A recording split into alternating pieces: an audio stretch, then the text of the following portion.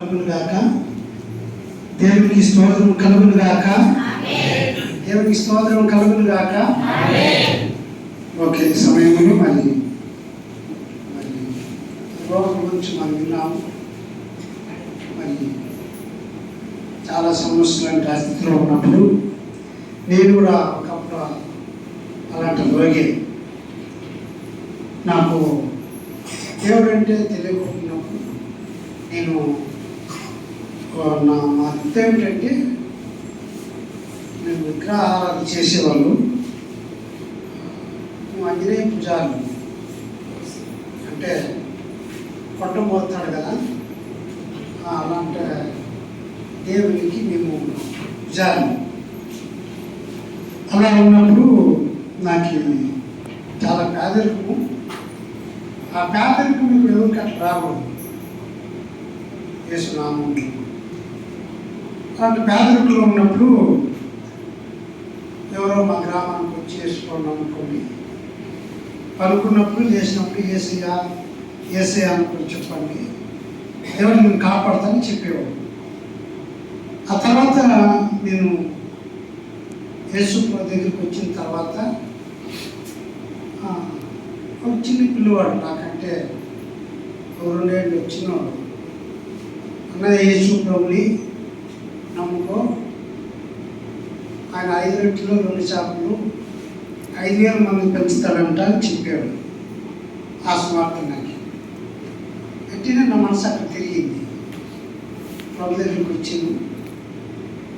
మరి అలా వచ్చిన 10 రోజులకే నా కడుపు నొప్పి వచ్చింది బాగా, చాలా. అంటే అట్లా ఇట్లా కాదండి, చాలా కడుపు నొప్పి వచ్చింది. హాస్పిటల్ మీద డబ్బులు లేవు. మరి అలా ఇబ్బందులు ఉన్నప్పుడు ఏం చేయాలి దిక్కుకెళ్ళాలి. ఒక వారం 10 రోజులు 20 రోజులు నెలంతా ఉంది. నేను చనిపోవాలని అడుగు కూడా వెళ్ళాను. కానీ అడుగులో ఒక గడ్డి ఉంటుంది, రాత్రిపూట 12 గంటల సమయం. దీంట్లో ఏదైనా పురుగు ఉంటే కలిపితే చనిపోవచ్చు కదా అనుకున్నాను. గడ్డి ముందుకేసుకుని కనుక్కున్నాను. అప్పుడు 12 గంటల 1 గంటల స్వరం వెళ్ళిపోయింది. నిన్ను కాపాడే దేవుడు నేనే, ఎందుకు ఇక్కడ వచ్చినావు, నువ్వు ఇంటికి వెళ్ళు అన్నాడు. ఎవరో నాకు తెలియదు, దేవుడు అంటే తెలియదు, ప్రార్థన అంటే తెలియదు. యేసు దగ్గర నెల అయింది, 10 రోజులు అయింది వచ్చి స్వార్థ తిన్నాను, ఆయన వైపు తిన్నాను. ప్రభు అనేది కూడా రాదు, నాకు ఏసై అనేది కూడా రాదు. అలాంటి పరిస్థితిలో ఉన్నప్పుడు ఇంటికి వచ్చాను. తర్వాత కన్యాద్రిలో చర్చి ఉండేది, సిఎస్ మిషన్ సిఎన్డిసి మిషన్. అక్కడ బాలరాజు కాయం ఉండేవాడు. ఆయన బాగా ప్రార్థన చేశాడు. ఎవరో చెప్పారు, ఇట్లా కళ్యాణ్లో చర్చి ఉంది, అక్కడికి వెళ్తే మా శనివారం నిలబోసింది, పొద్దున వెళ్ళాలని.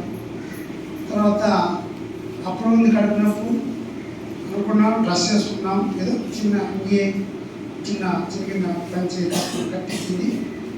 అలా వెళ్ళాను. కడుపు దాటితేనే కొంచెం ఇంటి కడుపు చర్చి పోవాలని దాటినప్పుడు నా కడుపు కొంచెం తగ్గింది.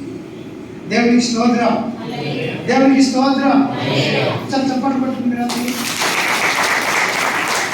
అంటే చర్చిలో యేసు ప్రభు ఉంటాడండి, ఆయన చూడాలని నాకు ఆశ ఇచ్చినప్పుడు కడుపునప్పుడు కాలు బాగా తగ్గిపోయింది. కడుపు దాటి ముందుకు వస్తే దాటి మనకు మా అంగళం అంటారు, ఇంటి ముందు అంటారు, దాని దాటి తర్వాత పూర్తి తగ్గిపోయింది. అప్పుడు నేను నడవలే స్థితిలో ఉన్నప్పుడు ఇంత దాదాపు 10 నిధులు ఉన్నాయి కదా, నడిచిన పోవాలి. ఆ చర్చిలో పెడితే వాక్యాన్ని ప్రార్థన చేసుకుని పూర్తి తగ్గిపోయింది.